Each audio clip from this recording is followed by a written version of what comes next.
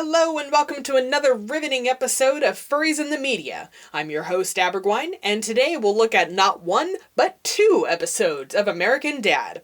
Why two episodes? Well, I noticed that the mention of furries in these episodes was really brief, like only a few seconds. I figured I'd watch the rest of the episodes for their context to get a better understanding of how the show presented the furry fandom. So, without further ado, let's check out Season 5, Episode 3, One Little Word. Actually, just having someone to talk to gives me enormous comfort. I'm happy to do it, sir.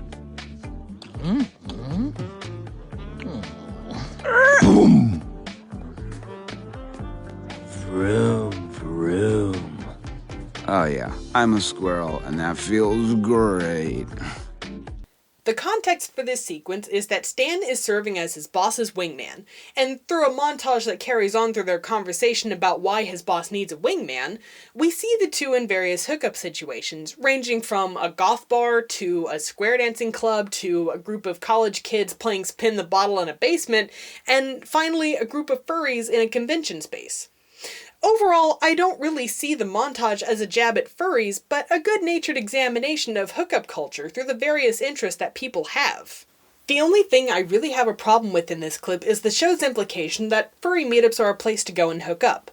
And while hookup culture does have a place in the fandom, I'd like to emphasize that it's not the only thing the furry fandom is about.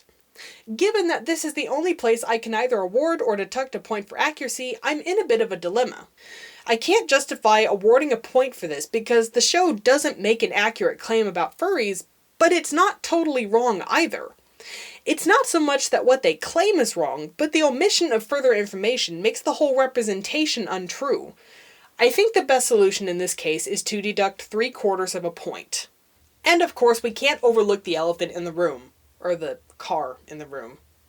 It seemed like the show wanted to exhibit all of the different quirks about each interest group, and the best way to do that for their segment on furries wasn't just to show Stan and his boss standing around in fursuits. They chose to showcase the roleplay that often makes up a big part of our fandom. And yeah, to outsiders, some of our roleplay situations are just plain weird. Again, I don't see this as like, look at those weird furries, but as a humorous portrayal of the fandom at a brief glance. I can't really justify docking a point for this because this is not wholly inaccurate, and neither is it mean-spirited. And now for the review stats on this episode of American Dad. Information accuracy is 25%, and the spirit of the portrayal is 100%, averaging out to 63%. Now let's look at episode 15 from season 9 of American Dad, The Missing Kink. Just a heads up, this segment may be considered not safe for work. In fact, you really shouldn't be watching videos at work anyways. Get back to work! So if you like us all, We're fine, furry. You won't be judged, we're not a jury. In this episode, much to Stan's oh-so-vanilla chagrin, Francine discovers that she has a kink.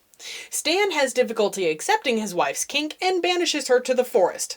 Roger helps Stan to realize that it's okay to try different things in the bedroom and decides to teach Stan this lesson through a song where furries just happen to pop up. Now, I wish that furries were presented without being associated with sex because I fear that it gives the audience the impression that the fandom is only about sex. It's for this that I feel another 3/4 of a point should be deducted against informational accuracy, but only because they never show the other side to what being a furry is about. Again, the reference to furries here was really brief in this episode, but I agree with the show's message that it doesn't hurt to try new things. The overall nature of the episode's representation of the fandom does seem to be good-spirited.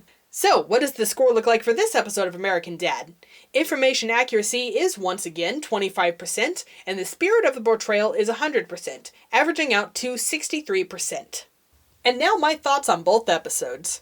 Both of these episodes of American Dad drew in over 4 million viewers when they aired, but the amount of screen time given to portraying the furry fandom and the overall good spirit of these portrayals probably meant that most of the viewership overlooked furries as little more than a curiosity. In other words, I can't imagine the public cared one way or the other about furries after watching these episodes. While it's not wrong to say that sexual activity exists in the furry fandom, it doesn't help the fandom's image that the only representations that have been shown in both of these episodes are associated with sexual activity in some way, as it only displays one facet of what the fandom is about. Think of it like this. It would be unfair to characterize all sports fans as guys who paint themselves in their favorite team's colors, while there are other fans who might go to the game just to have a beer and relax.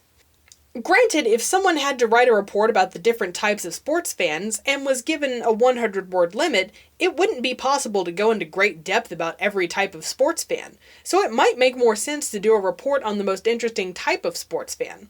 It wouldn't necessarily be fair to the guy who just goes to the game to have a beer, but it wouldn't be completely wrong either, because those fanatics do exist.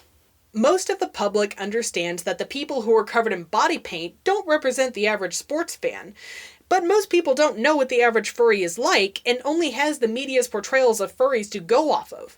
This is why I tend to grade a little harshly on how factually correct a show portrays the furry fandom. Well, that's it for today's episode. Have fun, stay awesome. Bye-bye!